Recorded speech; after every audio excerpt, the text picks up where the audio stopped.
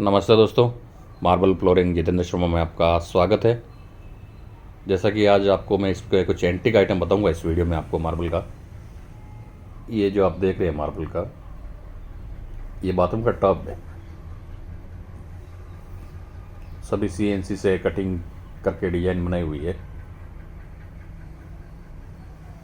अभी ऐसे ऐसे टब भी आते हैं 10 लाख के, 15 लाख के, 25 लाख के, 40 लाख के टब भी अभी मार्केट में मिलते हैं।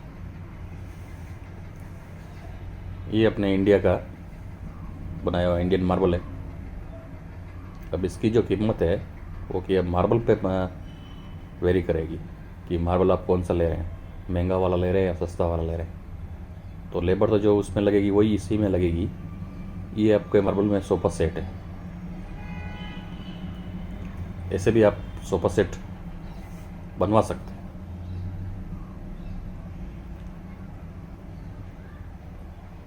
एक और ये डिजाइन है मार्बल में सोफ़ा सेट की।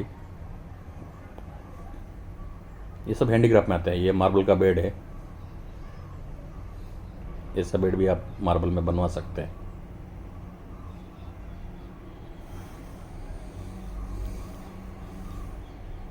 ये प्योर मकराना वाइट में बना हुआ है। तो धन्यवाद दोस्तों।